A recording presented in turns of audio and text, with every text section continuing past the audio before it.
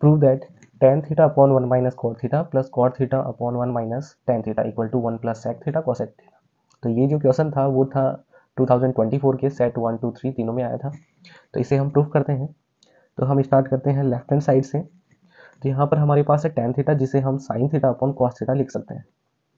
तो हमने इसे लिख दिया और फिर डिवाइड के अंदर है तो मैं इसको इस तरीके से लिख देता हूँ, डिवाइड में है 1 माइनस कॉट थीटा। तो कॉट थीटा को हम cos theta upon sin theta लिखते हैं। तो ये तो हो गया इस पार्ट का काम। फिर अपने पास प्लस में है कॉट थीटा, तो कॉट थीटा को वापस से हम cos theta upon sin theta लिखेंगे। और फिर डिवाइड के अंदर हमारे पास है 1 माइनस tan थीटा, तो tan थीटा को हम लिखेंगे sin theta upon cos theta. अब इसको सिंपल तरीके से सॉल्व करते हैं, इसमें तो कुछ भी होने वाला नहीं है, तो इसको sin theta upon cos theta लिख लिया। फिर डिवीजन में जो हमारे पास है, अब इसमें हमें एलसीएम लेना पड़ेगा, तो एलसीएम लेंगे तो sin थीटा आ जाएगा हमारे पास। अब 1 के अपॉन में कुछ भी नहीं है तो 1 है, और 1 से जब sin थीटा को डिवाइड करते हैं तो sin थीटा आएगा, और उसे 1 से मल्टीप्लाई करने पर भी sin थीटा रहेगा। फिर माइनस, अब sin थीटा से इस sin थीटा को डिवाइड करेंगे यानी कि एलसीएम को, तो 1 आ जाएगा, और 1 को cos थीटा से मल्टीप्लाई करेंगे तो cos थीटा आएगा। तो ये एलसीएम ले लिया यहाँ पर, प्लस इसी तरीके से इसे सॉल्व कर लेंगे तो ये हो जाएगा cos theta upon sin theta, और ये डिवाइड में है। अब यहाँ पर भी एलसीएम लेंगे तो सेम उसी तरीके से प्रोसेस चलेगी, cos थीटा 1 की जगह यहाँ पर हो जाएगा cos थीटा, और यहाँ पर आ जाएगा माइनस sin थीटा। तो इस तरीके से हमने सॉल्व कर लिया। अब आपको पता है कि डिवाइड को मल्टीप्लाई में चेंज करेंगे तो ये क्या बन जाएगा, तो sin theta upon cos theta तो सेम रहेगा, और इसको चेंज कर लिया मल्टीप्लाई में, तो ये हमारे पास हो जाएगा रेसिप्रोकल बन जाएगा इसका, तो sin थीटा ऊपर आ जाएगा और अपॉन में आ जाएगा sin theta minus cos theta. और इधर की बात करें ये प्लस में, ये cos theta upon sin theta same रहेगा, और डिवाइड को चेंज किया मल्टीप्लाई में तो इसका भी रेसिप्रोकल, तो cos थीटा आ जाएगा ऊपर, और अपॉन में रहेगा cos theta minus sin theta.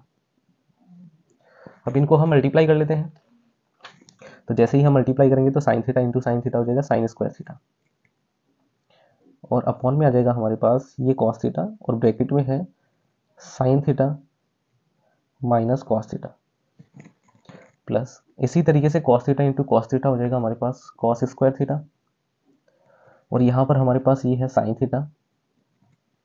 और इसकी बात करें तो इन दोनों को हमें, ये cos theta minus sin theta है, इसको हमें sin theta minus cos theta बनाना है।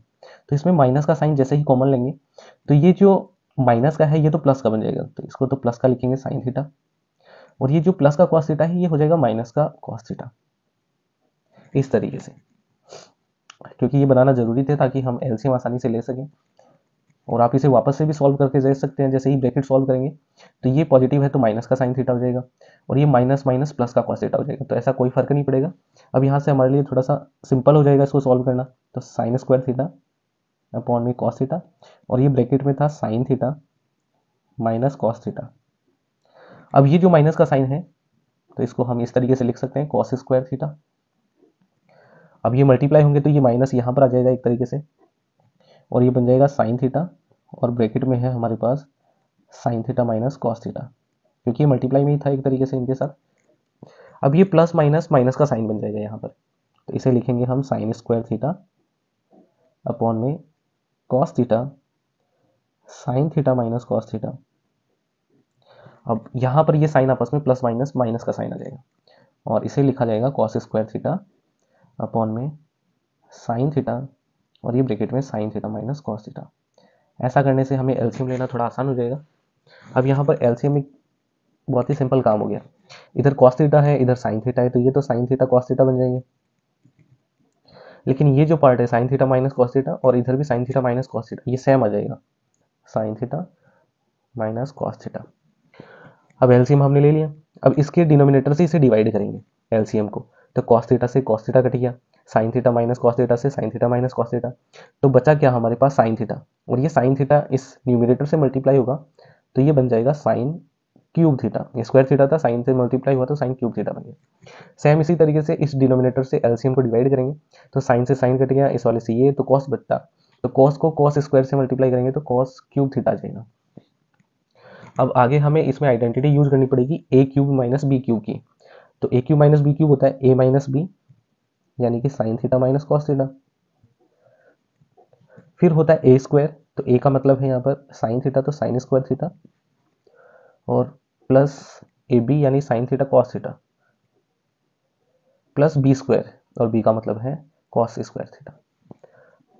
तो ये आइडेंटिटी है A cube minus B cube, A minus B, A square plus A B plus B square, और अपॉन में जो था उसे लिख लेते हैं साइन थीटा कॉस थीटा और sine theta minus cos theta. तो ये जो sine theta minus cos theta है ये इस sine theta minus cos theta से कैंसिल हो जाएगा। फिर आगे सॉल्व करते हैं, sine square theta plus cos square theta ये 1 बन जाएगा, 1 प्लस और साथ में है साइन थीटा कॉस थीटा, और अपॉन में हमारे पास रह गया साइन थीटा कॉस थीटा। अब यहां से ये जो 1 है ये 1 भी डिवाइड होगा साइन थीटा कॉस थीटा से,